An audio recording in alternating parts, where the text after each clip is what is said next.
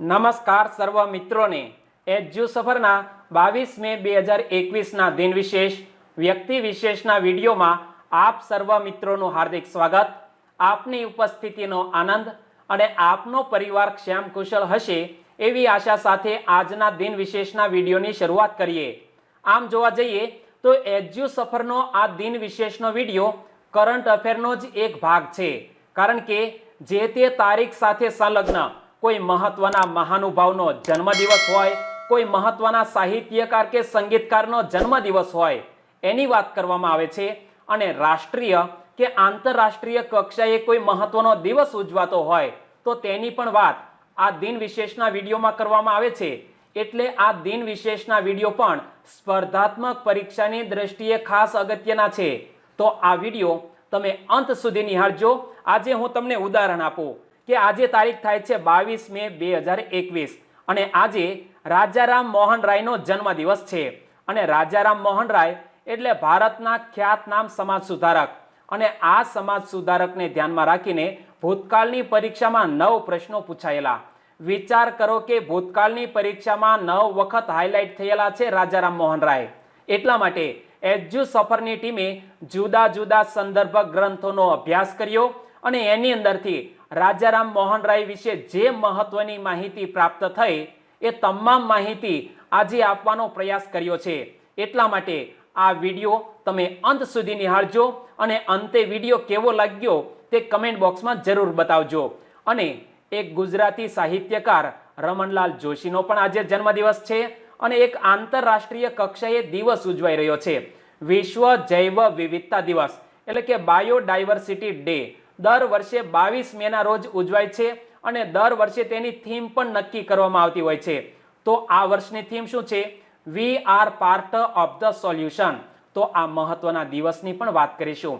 ચાલો સૌ પ્રથમ આપણે આ ગુજરાતી સાહિત્યકારથી શરૂઆત કરીએ। તો આજે તારીખ 22 મે રમણલાલ જોશીનો આજે જન્મદિવસ। રમણલાલ જોશીનો જન્મ 22 મે 1926ના રોજ વિજાપુર તાલુકાના હીરપુરા ગામે થાય છે। અને રમણલાલ જોશીના પિતાનું નામ જેઠાલાલ જોશી અને તેમના માતાનું નામ મણિબહેન। અને રમણલાલ જોશી ગુજરાતી વિવેચક, સંપાદક અને પ્રાધ્યાપક હતા। રમણલાલ જોશીનું વિવેચન અને સંપાદન ક્ષેત્રે વિશેષ યોગદાન છે હો મિત્રો। અને પ્રાથમિક શિક્ષણ વતન વડનગરમાંથી લીધું હતું। રમણલાલ જોશી વિશે પણ આજે વિશેષ માહિતી મેળવવાના છીએ। તો માધ્યમિક શિક્ષણ વિજાપુર તાલુકાના પીલવાઈ ગામમાંથી તેઓએ મેળવ્યું હતું। તેમણે કોલેજનું શિક્ષણ વડોદરામાંથી લીધું હતું। 1950માં તેઓ ગુજરાતી મુખ્ય અને સંસ્કૃત ગૌણ વિષય સાથે BA પરીક્ષા પાસ કરે છે અને સમગ્ર મુંબઈ યુનિવર્સિટીમાં ગુજરાતી વિષયમાં પ્રથમ ક્રમે ઉત્તીર્ણ થયા હતા। તો આ તેમની વિશેષ સિદ્ધિ હતી કે મુંબઈ યુનિવર્સિટીમાં ગુજરાતી વિષયમાં પ્રથમ ક્રમે તેઓ ઉત્તીર્ણ થયા હતા। અને 1954માં MAમાં દ્વિતીય વર્ગ સાથે યુનિવર્સિટીમાં તેઓ પ્રથમ ક્રમે ઉત્તીર્ણ થયા હતા, એટલે કે તેઓ હંમેશા અવ્વલ રહ્યા હતા યુનિવર્સિટીમાં। અને 1962માં ગુજરાત યુનિવર્સિટીમાંથી શ્રી ઉમાશંકર જોશીના માર્ગદર્શન હેઠળ ગોવર્ધન રામ એક અધ્યયન વિષય પર મહાન નિબંધ લખી PhD થયા હતા। તો આ પણ યાદ રાખીએ, કારણ કે આ સાહિત્યકારે ગોવર્ધન રામ એક અધ્યયન વિષય ઉપર મહાન નિબંધ લખ્યો અને તેઓએ PhDની ડિગ્રી પ્રાપ્ત કરેલી। અને રમણલાલ જોશી 1954 થી 1959 સુધી ગુજરાત યુનિવર્સિટીના ભાષા સાહિત્ય ભવનમાં રિસર્ચ ફેલો તરીકે રહ્યા હતા। અને ત્યાર પછી તેમના જીવન કવન વિશે આગળ વાત કરીએ તો 1959 થી 1962ના 3 વર્ષ અમદાવાદની GLS આર્ટ્સ કોલેજમાં ગુજરાતીના વ્યાખ્યાતા તરીકે તેઓએ કાર્ય કર્યું હતું। 1962 થી 1968 સુધી તેઓ ગુજરાત યુનિવર્સિટીના ભાષા સાહિત્ય ભવનમાં વ્યાખ્યાતા તરીકે સેવા આપી હતી।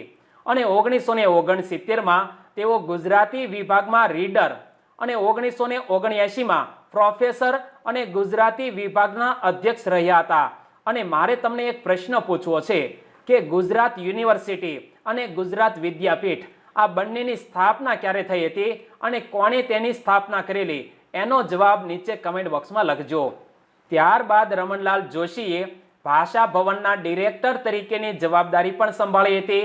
ત્યારબાદ ગુજરાત યુનિવર્સિટીમાં કોલેજ ડેવલપમેન્ટ કાઉન્સિલના ડિરેક્ટર તરીકેની તેમણે સેવાઓ આપી હતી.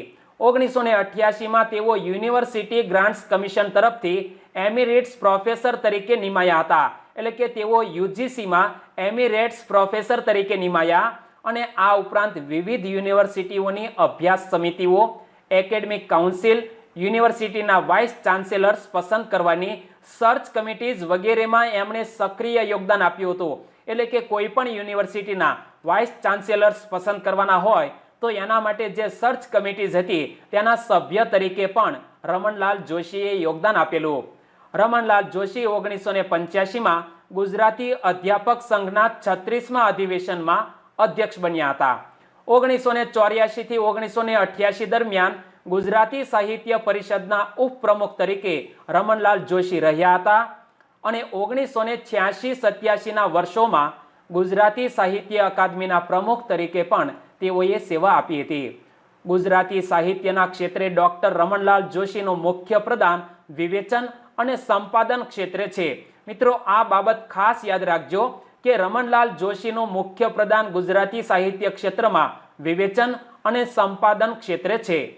તેમણે મહાન નિબંધ ગોવર્ધન રામ એક અધ્યયન 1963માં પ્રગટ કર્યો હતો. શરૂઆતમાં પણ વાત કરી કે આ નિબંધ લખીને તેઓએ પીએચડીની ડિગ્રી પ્રાપ્ત કરી હતી. 1979 અને 1980માં કેન્દ્રીય સાહિત્ય અકાદમીએ અંગ્રેજીમાં, હિન્દીમાં, કન્નડ, તમિળ તેમજ ભારતની બીજી ભાષાઓમાં ગોવર્ધન રામ વિશેના તેમણે લખેલ મોનોગ્રામ પ્રસિદ્ધ કર્યા હતા. 1983માં તેમના સંપાદન હેઠળ ગોવર્ધન પ્રતિભા ગ્રંથ પ્રગટ થયો હતો. ઉપરાંત variations on a theme essay on Gujarati literature એ એમના ગુજરાતી સાહિત્ય વિશેના અંગ્રેજી લક્ષણોનો સંગ્રહ છે અને જે પેન ઇન્ડિયન લિટરેચર જેવા સામયિકોમાં પ્રગટ થયા હતા. 1963માં ગુજરાતી સાહિત્ય સભાની કાર્યવાહીમાં એ વર્ષ દરમિયાન પ્રગટ થયેલા પુસ્તકોની સમીક્ષાઓ છે. સાહિત્ય અકાદમી દિલ્હી તરફથી પ્રકાશિત એન્સાઇક્લોપીડિયા ઓફ ઇન્ડિયન લિટરેચરના 5 ભાગ તૈયાર કરવા માટે ગુજરાતી ભાષાના કન્વીનર તરીકેની મહત્વની કામગીરી રમણલાલ જોશીને સોંપવામાં આવી હતી અને તેમણે લખેલા રેખાચિત્રોની વાત કરીએ તો શબ્દ લોકના યાત્રીઓ જે ભાગ 1 અને 2માં વહેંચાયેલ છે, તો અક્ષરના આરાધકો તે પણ 2 ભાગમાં વહેંચાયેલ રેખાચિત્રો છે રમણલાલ જોશીના. અને તેમનું વિવેચન ક્ષેત્રે ખૂબ જ મહત્વનું યોગદાન છે. તો તેમના વિવેચન સંગ્રહો કયા કયા છે? પરિમાણ, શબ્દ સેતુ, પ્રત્યય, ભારતીય નવલકથા, સમાંતર, વિનિયોગ, વિવેચનની પ્રક્રિયા, પરિવેશ, નિષ્પત્તિ, વિવેચનની આબોહવા, નિરૂપણ, ગ્રંથનો પંથ, ગ્રંથની કેડીએ, આ તમામ તેમના વિવેચન સંગ્રહો. અને તેમણે 1976 થી ગુજરાતી સાહિત્ય સર્જકોની પરિચય આપતી ગુજરાતી ગ્રંથકાર શ્રેણી સંપાદિત કરવી શરૂ કરી હતી. રમણલાલ જોશીએ ઘણા બધા ગ્રંથોમાં સંશોધન અને સંપાદન કરેલું છે. એની વાત કરીએ તો અખે ગીતા ઉમાશંકર જોશી સાથે, ઉત્તમલાલ ત્રિવેદીના ગદ્ય રિદ્ધિ રામપ્રસાદ બક્ષી સાથે, અખાના કાવ્યો કાવ્ય સંચય 3 જયંત પાઠક સાથે, સ્વર્ગસ્થ સાક્ષર નવલરામ લક્ષ્મીરામનું જીવન વૃત્તાંત લેખક ગોવર્ધનરામ ત્રિપાઠી અને કવિ જીવન લેખક નવલરામ પંડ્યા, આ તમામ ગ્રંથોનું સંપાદન કે સંશોધન રમણલાલ જોશીએ કરેલું છે. અહીં તમે જોઈ શકો છો અખે ગીતા અને તેના સંપાદક છે ઉમાશંકર જોશી અને ડોક્ટર રમણલાલ જોશી. તો આ સાહિત્યકારનું સંપાદન અને સંશોધન ક્ષેત્રે મહત્વનું યોગદાન છે. આગળ વાત કરીએ તો સુંદરમની પ્રતિનિધિ વાર્તાઓ, કવિ દયારામનો અક્ષરદેહ, લીલાવતી જીવન કલા જેવા સંપાદનો પણ તેમણે આપ્યા છે. અને ડોક્ટર રમણલાલ જોશીએ 1990માં ઉદ્દેશ્ય નામે સાહિત્ય અને જીવન વિચારનું સામયિક શરૂ કર્યું હતું. અહીં પણ એક ઇમેજ જોઈ લો. ગુલાબદાસ બ્રોકરની પ્રતિનિધિ વાર્તાઓ, ફૂલ જરે ગુલમહોર, અને તેનું સંપાદન કોને કરેલું છે? રમણલાલ જોશીએ. આગળ આપણે વાત કરીએ તો જન્મભૂમિ, જનસત્તા લોકસત્તા, ફૂલછાપ, સમભાવ જેવા વર્તમાન પત્રોમાં નિયમિત રીતે તેઓ લેખો લખતા હતા. અક્ષરની આબોહવામાં શબ્દ પ્રતિશબ્દ, સાહિત્ય સંવેદના જેવી એમની કટારો ખૂબ જ લોકપ્રિય નીવડી હતી. અને રમણલાલ જોશીને મળેલા પારિતોષિકની વાત કરીએ તો 1984માં તેમના વિવેચન ગ્રંથ વિવેચનની પ્રક્રિયાને રાષ્ટ્રીય સાહિત્ય અકાદમી એવોર્ડ મળ્યો હતો. આ ઉપરાંત 1993માં શ્રી અનંતરાય રાવળ વિવેચન એવોર્ડ પણ રમણલાલ જોશીને મળ્યો હતો. 2002માં ગુજરાત સાહિત્ય અકાદમી દ્વારા ગૌરવ પુરસ્કાર પ્રાપ્ત થાય છે અને રમણલાલ જોશીનું અવસાન 10 સપ્ટેમ્બર 2006ના રોજ અમદાવાદ મુકામે થયું હતું. અને પરીક્ષામાં એક પ્રશ્ન પણ પૂછાયેલો, 4 ઓપ્શન આપેલા હતા અને પૂછ્યો હતો કે આમાં હાસ્યકાર કોણ નથી, તો રમણલાલ જોશી હાસ્યકાર નથી અને એ સિવાયના જે 3 ઓપ્શન આપેલા હતા તે ગુજરાતી હાસ્યકાર હતા. તો આ રીતનો પરીક્ષામાં પ્રશ્ન પૂછાયેલો. અને મિત્રો હવે ખૂબ જ મહત્વની વાત ઉપર જઈએ તો આજે રાજા રામ મોહન રાયનો જન્મદિવસ છે. ઇતિહાસના પાનામાં તો આપણે રાજા રામ મોહન રાયને ખૂબ વાંચ્યા છે, પરંતુ આજે આપણે તેમના જીવન કવન વિશે તમામ માહિતી પ્રાપ્ત કરવાના છીએ. એટલે રાજા રામ મોહન રાય આવી ગયા છે, તો હવે તમે ધ્યાનપૂર્વક સાંભળજો અને સમજજો. 22 મે રાજા રામ મોહન રાયનો આજે જન્મદિવસ. જન્મ 22 મે 1772ના રોજ બંગાળ પ્રાંતના હુગલી જિલ્લાના રાધાનગર ગામમાં. અરે આ તો આપણે ઇતિહાસમાં જ્યારે 6, 7, 8માં ભણતા હતા ત્યારે સામાજિક વિજ્ઞાનમાં વાંચેલું. સાચી વાત ને? ઓકે. પરંતુ રાજા રામ મોહન રાયના પિતાનું નામ શું હતું? રમાકાંત. અને માતાનું નામ તારિણી દેવી. ભારતીય નવ જાગૃતિના પિતા અને ભારતીય ઇતિહાસના નવા યુગના અગ્રદૂત હતા રાજા રામ મોહન રાય. પરીક્ષામાં એક પ્રશ્ન પૂછાય કે ભારતીય નવ જાગૃતિના પિતા તરીકે કોણ ઓળખાય છે, તો આપણા મોઢે એક જ જવાબ હોવો જોઈએ, રાજા રામ મોહન રાય.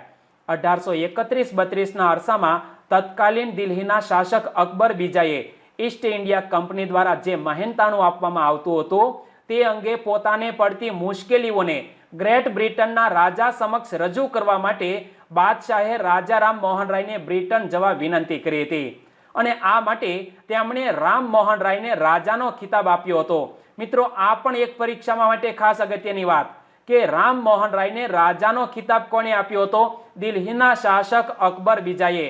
અને ત્યાર પછી તેઓ રાજા રામ મોહન રાય બન્યા હતા. અત્યારે આપણે કદાચ રામ મોહન રાય બોલીએ તો અજુગતું લાગે. આપણે સૌએ ઇતિહાસમાં એક જ વાંચ્યું છે ને કે રાજા રામ મોહન રાય, પરંતુ આ રાજાની ઉપાધિ કોણે આપી હતી?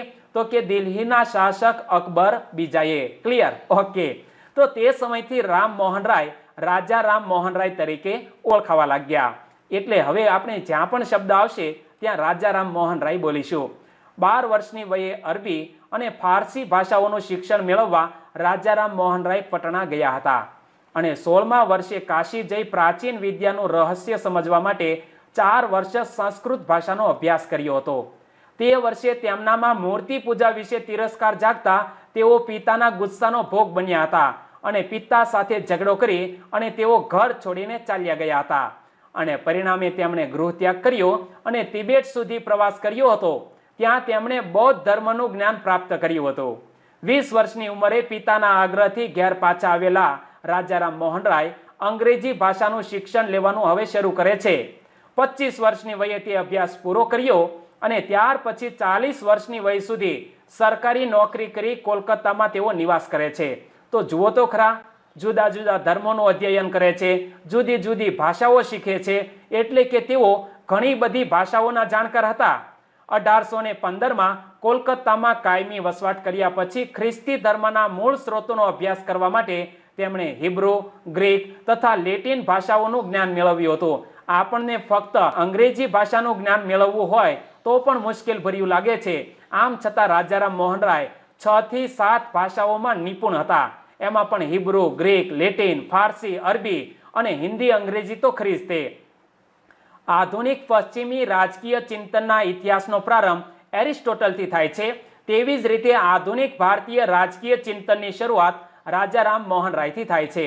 મિત્રો આ શબ્દ પકડજો કે આધુનિક પશ્ચિમી રાજકીય ચિંતનના ઇતિહાસનો પ્રારંભ કોનાથી થાય છે? એરિસ્ટોટલથી. તો એવી જ રીતે આધુનિક ભારતીય રાજકીય ચિંતનની શરૂઆત રાજા રામ મોહન રાયથી થાય છે. અને બંગાળી ભાષામાં સંવાદ કૌમુદી અને ફારસી ભાષામાં મીરાત ઉલ અખબાર સામયિકો તેમણે શરૂ કર્યા હતા. ઇમેજમાં અહીં વાંચી શકો છો, સંવાદ કૌમુદી, અને તે બંગાળી ભાષામાં પ્રગટ થતું એક સામયિક હતું. તો તેમણે ફારસી ભાષામાં મીરાત ઉલ અખબાર સામયિક શરૂ કરેલું. પરીક્ષામાં પૂછાયેલો પ્રશ્ન છે અને ટેક્સ્ટ બુકમાં પણ આ બાબત છે મિત્રો, ખાસ યાદ રાખજો. અને માતૃભાષાને માધ્યમ બનાવી તેમણે વ્યાકરણ, ભૂગોળ, ભૂમિતિ, ખગોળશાસ્ત્ર જેવા વિષયો માટે બંગાળી ભાષામાં પાઠ્યપુસ્તકો લખ્યા હતા. પશ્ચિમી વિજ્ઞાનનો તથા સાહિત્યના અભ્યાસ માટે ડેવિડ હેર સાથે મળીને 1817માં કોલકાતામાં હિન્દુ કોલેજ શરૂ કરી હતી. તો આ પણ યાદ રાખજો, કોલકાતામાં હિન્દુ કોલેજ શરૂ કરનાર કોણ? રાજારામ મોહન રાય. અને ભારતમાં અંગ્રેજી ભાષાના માધ્યમ દ્વારા શિક્ષણ આપતી એ પહેલી શૈક્ષણિક સંસ્થા હતી. કઈ? આ કોલકાતામાં સ્થપાયેલી હિન્દુ કોલેજ. વર્ષ કયું છે? 1817. રાજારામ મોહન રાયના પ્રયાસોથી 1835માં ગવર્નર જનરલ લોર્ડ વિલિયમ બેન્ટિકે લોર્ડ મેકોલેના ટેકાથી શૈક્ષણિક નીતિની જાહેરાત કરી હતી અને ભારતમાં પશ્ચિમી શિક્ષણ આપવાનું સ્વીકારાયું, જેના ઉત્તમ પરિણામો દેશની પ્રજા આજે ભોગવી રહી છે. ત્યારબાદ રાજારામ મોહન રાયે કોલકાતામાં ધ પેરેન્ટલ એકેડમિક ઇન્સ્ટિટ્યુશનની સ્થાપના કરી હતી, જે સમય જતાં એક ઉત્તમ શિક્ષણ સંસ્થા તરીકે ડોવેરોન કોલેજમાં ફેરવાઈ ગઈ હતી. તો આપણે યાદ રાખીએ, ધ પેરેન્ટલ એકેડમિક ઇન્સ્ટિટ્યુશન સમય જતાં ડોવેરોન કોલેજમાં ફેરવાઈ જાય છે. અને ત્યાર પછી રાજારામ મોહન રાયે વેદ વિદ્યાલયની સ્થાપના કરી હતી. તેમાં હિન્દુ શાસ્ત્રો, હિન્દુ સાહિત્ય અને ફિલસૂફી ઉપરાંત યુરોપીય સાહિત્ય તથા વિજ્ઞાનનો અભ્યાસ કરાવવામાં આવતો હતો. રાજારામ મોહન રાયે 1815, 1816 અને 1817માં અનુક્રમે વેદાંત સૂત્રોના શાંકર ભાષ્યના ઈશ, કેન, કઠ, મુંડક તેમજ માંડુક્ય ઉપનિષદોના બંગાળી ભાષામાં અનુવાદ પણ કર્યા હતા. આ ઉપરાંત બ્રહ્મસૂત્ર ભાષ્યના આધારે વેદાંત સાર પુસ્તિકા પણ તેમણે પ્રસિદ્ધ કરી હતી. રાજારામ મોહન રાયે 1821માં 2 પાદરીઓ રેવરન વિલી યમ્યેટ્સ તથા રેવરન વિલિયમની સહાય લઈને બાઇબલનો બંગાળી ભાષામાં અનુવાદ કર્યો હતો. રાજારામ મોહન રાયે વેદાંતના અભ્યાસમાંથી એક ઈશ્વરનો ખ્યાલ પ્રાપ્ત કર્યો હતો. રાજારામ મોહન રાયે 1803માં ફારસી ભાષામાં તોફતુલ મુવહદ્દીન એકેશ્વરવાદીની ભેટ આ નામનો ગ્રંથ પ્રસિદ્ધ કર્યો હતો. એટલે કે રાજારામ મોહન રાય એકેશ્વરવાદમાં માનતા હતા અને એકેશ્વરવાદની ભાવનાથી પ્રભાવિત થયેલા રાયે તે ભાવનાને અનુરૂપ 1828માં બ્રહ્મો સમાજની સ્થાપના કરી હતી. તો આ પણ યાદ રાખજો, બ્રહ્મો સમાજની સ્થાપના થાય છે 1828માં અને બ્રહ્મો સમાજની સ્થાપના પૂર્વે તેમણે 1816માં આત્મીય સભાની સ્થાપના કરી હતી. અને આ 1816 પછી 1827માં બ્રિટિશ ઈસ્ટ ઇન્ડિયા યુનિટેરિયન એસોસિએશન એકેશ્વરવાદી મંડળની રચના પણ રાજારામ મોહન રાયે કરી હતી. તો આ મિત્રો ખાસ યાદ રાખજો, બ્રહ્મો સમાજની સ્થાપના 1828માં રાજારામ મોહન રાયે. અને છેવટે બ્રહ્મો સમાજની સ્થાપના થાય છે અને આ સંદર્ભે જે વ્યવસ્થાપત્ર ટ્રસ્ટ ડીડ તૈયાર કરવામાં આવ્યું હતું તેમાં રાજારામ મોહન રાય, દ્વારકાનાથ ટાગોર, પ્રસન્નકુમાર ટાગોર વગેરે દાતાઓની મિલકત બ્રહ્મો સમાજના 3 ટ્રસ્ટીઓને સોંપવામાં આવી હતી. સ્ત્રી વર્ગની સ્વતંત્રતા માટે તેમણે modern encroachment on the ancient rights of females according to the Hindu law of inheritance નામની પુસ્તિકા પણ પ્રસિદ્ધ કરી હતી અને તેમાં સ્ત્રી વર્ગની સ્વતંત્રતા વિશે લખાણ લખવામાં આવ્યું હતું. અને તેમાં તેમણે ભારપૂર્વક જણાવ્યું હતું કે પતિના મૃત્યુ પછી વિધવા સ્ત્રીને મિલકતના વારસામાંથી બાકાત રાખવી જ જોઈએ નહીં, પરંતુ મિલકતનો જેટલો હિસ્સો પુત્રને મળે તેટલો જ હિસ્સો વિધવાને મળવો જોઈએ. સતી પ્રથાના વિરોધમાં ગવર્નર જનરલ લોર્ડ વિલિયમ બેન્ટિકે સતી પ્રથાને કાનૂની રીતે બંધ કરવા અંગે વિચાર્યું અને તેમણે રાજારામ મોહન રાયની તે બાબતે સલાહ માંગી હતી. 1829માં સતી પ્રથા પર કાનૂની નિયંત્રણ મુકાયું હતું અને આમ છતાં સનાતની બ્રાહ્મણો હતા તેમણે આ સતી પ્રથા પરના કાનૂનનો વિરોધ કર્યો હતો અને સનાતની બ્રાહ્મણોના સમાજે આ કાનૂની નિયંત્રણ ઉઠાવી લેવા માટે કિંગ ઇન કાઉન્સિલમાં અરજી કરી હતી અને આ અરજીને સફળતા ન મળે તે માટે રાજારામ મોહન રાયે ઇંગ્લેન્ડ જવાનો નિર્ણય કર્યો હતો અને 1832ની 18 જુલાઈએ કિંગ ઇન કાઉન્સિલે આ અરજીને ફગાવી દીધી હતી અને સતી પ્રથા પરનો જે કાનૂન હતો તેને માન્ય રાખ્યો. રાજારામ મોહન રાયે હિન્દુ ધર્મ પર જે પ્રહારો થતા હતા તેના જવાબ રૂપે તેમણે બ્રાહ્મણ સેવાધી નામનું સામયિક શરૂ કર્યું હતું.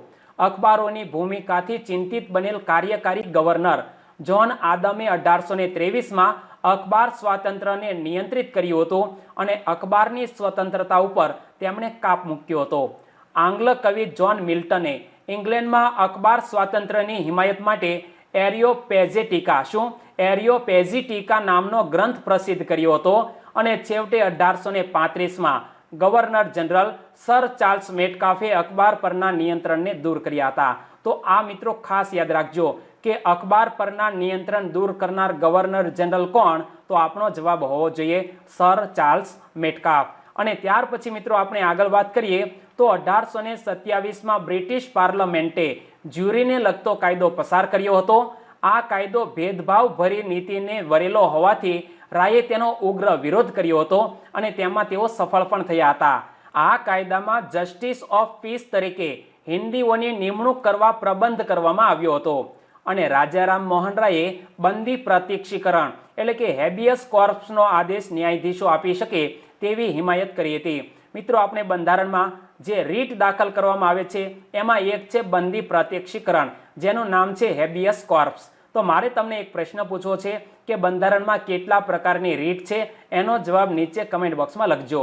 રાજારામ મોહન રાયની ગણના બંગાળી ભાષાના પિતા તરીકે પણ થાય છે. રાજારામ મોહન રાય ઇંગ્લેન્ડ ગયા તે પૂર્વે ગોડિયા વ્યાકરણ તેઓએ લખ્યું હતું. એટલે આ ગોડિયા વ્યાકરણ શું છે? તો કે બંગાળી ભાષાનું વ્યાકરણ છે અને જેને 1833માં કોલકાતા બુક સોસાયટીએ પ્રસિદ્ધ પણ કર્યું હતું. 1816માં તેમનું અંગ્રેજી ભાષામાં લખેલું વેદાંત પરનું પુસ્તક એન એબ્રિજમેન્ટ ઓફ વેદાંત પ્રસિદ્ધ થયું હતું. તો આ પણ યાદ રાખજો, એન એબ્રિજમેન્ટ ઓફ વેદાંત પુસ્તકના લેખક કોણ છે? તો જવાબ હશે રાજારામ મોહન રાય. અને પ્રસિદ્ધ થયું ત્યારે ઇંગ્લેન્ડમાં monthly repository of theology and general literature દ્વારા તેમની વિગતે સમીક્ષા પણ કરવામાં આવી હતી. ફ્રાન્સમાં રાજારામ મોહન રાયને સોસાયટી એશિયાટિકનું માનદ સભ્યપદ આપીને તેમનું બહુમાન કરવામાં આવ્યું હતું અને આ મહાન સમાજ સુધારકનું અવસાન 27 સપ્ટેમ્બર 1833ના રોજ ઇંગ્લેન્ડમાં થયું હતું. અને હવે પરીક્ષામાં જે પ્રશ્ન પૂછાયેલા તે જુઓ કે ભારતમાં સતી પ્રથા, બાળ લગ્ન, જ્ઞાતિ પ્રથા, બાળકીને દૂધ પીતી કરવાના રિવાજ વગેરેનો ઉગ્ર વિરોધ અને નાબૂદ કરવાના આંદોલનો કોણે ચલાવ્યા હતા? રાજારામ મોહન રાયે. ભારતીય નવજાગૃતિના પિતા તરીકે કોણ ઓળખાય છે? રાજારામ મોહન રાય. રાજારામ મોહન રાયનો જન્મ ઈસવીસન 1772માં બંગાળના કયા જિલ્લાના રાધાનગર ગામમાં થયો હતો? હુગલી જિલ્લાના રાધાનગર ગામમાં થયો હતો. ઈસવીસન 1821માં બંગાળીમાં સંવાદ કૌમુદી નામનું સમાચાર પત્ર કોણે શરૂ કર્યું હતું? રાજારામ મોહન રાયે. કોલકાતામાં હિન્દુ કોલેજની સ્થાપના કોણે કરી હતી? રાજારામ મોહન રાયે. બ્રહ્મો સમાજના સ્થાપક કોણ હતા? રાજારામ મોહન રાય. આત્મીય સભાના સ્થાપક કોણ હતા? રાજારામ મોહન રાય. બંગાળીમાં સંવાદ કૌમુદી કોણ ચલાવતું હતું? રાજારામ મોહન રાય. બાળ વિવાહ જેવી કુપ્રથાઓમાં સુધારાઓનું કાર્ય કોણે કરેલું છે? રાજારામ મોહન રાયે. ભારતમાંથી સતી પ્રથા નાબૂદ કરવાની ચળવળ કોણે ચલાવી હતી? રાજારામ મોહન રાય. પ્રશ્ન ફરતા જાય છે પરંતુ જવાબ એક જ આવશે, રાજારામ મોહન રાય. અને હવે આંતરરાષ્ટ્રીય દિવસની વાત કરીએ તો આજે 22મી વિશ્વ જૈવ વિવિધતા દિવસ ઉજવાઈ રહ્યો છે અને 2021ના વર્ષની વિશ્વ જૈવ વિવિધતા દિવસની થીમ શું રાખવામાં આવી છે? We are part of the solution. 1993માં UN જનરલ એસેમ્બલીની બીજી કમિટી દ્વારા તેની રચનાનો પ્રસ્તાવ રાખવામાં આવ્યો હતો. 29 ડિસેમ્બર 2000માં બાયોલોજિકલ ડાયવર્સિટી પરનું એક કન્વેન્શન અમલમાં આવ્યું હતું અને અહીં ઇમેજમાં જોઈ શકો છો 22 મે 2021 બાયોડાયવર્સિટી ડે. થીમ છે we are part of the solution અને UN દ્વારા વિશ્વભરમાં બાયોડાયવર્સિટી અંગે જાણકારી આપવા અને જાગૃતતા ફેલાવવાના આશયથી દર વર્ષે 22 મેના રોજ આ દિવસ ઉજવવામાં આવે છે અને બાયોડાયવર્સિટીનો અર્થ થાય છે જૈવ વિવિધતા અને પૃથ્વી પર વૈવિધ્યસભર જીવસૃષ્ટિ અને વનસ્પતિનો સમાવેશ થાય છે. તેનું રક્ષણ અને સાચવણી જરૂરી છે અને આપણી જવાબદારી પણ છે. જૈવ વિવિધતા માનવ સમાજના કલ્યાણ માટેનો પાયો છે અને આપણે પ્રકૃતિનું જે હનન કરી રહ્યા છીએ તેના લીધે જીવસૃષ્ટિ છે તે જોખમમાં મુકાય છે. તો કુદરતમાં સંતુલન જાળવવા માટે જૈવ સૃષ્ટિનું સંવર્ધન કરવું ખૂબ જ જરૂરી છે અને કુદરતી સંસાધનોના દુરુપયોગ અને પર્યાવરણ જાળવણીની ઉપેક્ષાના કારણે પૃથ્વીનું તાપમાન વધતા ગ્લોબલ વોર્મિંગનો પ્રશ્ન ઊભો થયો છે. માનવ વસ્તીની વિવિધ પ્રવૃત્તિઓના કારણે અમુક પ્રજાતિઓ પૃથ્વી પરથી લુપ્ત થઈ રહી છે અને મિત્રો કેટલાક પ્રાણીઓ પક્ષીઓનું જીવન પણ સંકટમાં છે. તેમજ પૃથ્વી પરના જંગલોનું પ્રમાણ ઘટી રહ્યું છે. એક અહેવાલ મુજબ છેલ્લી 5 શતાબ્દી દરમિયાન એટલે કે છેલ્લા 500 વર્ષ દરમિયાન 800થી વધારે વન્યજીવો અને વનસ્પતિની પ્રજાતિઓ લુપ્ત થઈ ગઈ છે અને 17,000થી વધુ પ્રજાતિઓ વિનાશના આરે ઊભી છે. તો એના પાછળ પ્રત્યક્ષ કે પરોક્ષ રીતે માણસ જવાબદાર છે. આપણી જે પ્રકૃતિ હનન, પ્રકૃતિનું શોષણ કરવાની વૃત્તિ છે તેના કારણે આ પ્રજાતિઓનું જીવન જોખમમાં મુકાયું છે. તો આપણે એવી પ્રવૃત્તિઓ ન કરીએ કે જેથી પ્રકૃતિમાં રહેલા અન્ય જીવોને નુકસાન થાય. તો મારી વાત માનશો ને, આપણે પ્રકૃતિનું દોહન ઓછું કરીએ અને શક્ય હોય તો વૃક્ષો વાવીએ. ચાલો મિત્રો, આજે આપણે આ દિન વિશેષનો વિડીયો પૂર્ણ કરીએ છીએ. આવતીકાલે મળીશું એક નવા દિન વિશેષ સાથે, એક નવા કરંટ અફેર સાથે. ત્યાં સુધી રજા લઈએ. ટેક કેર એન્ડ જય હિન્દ.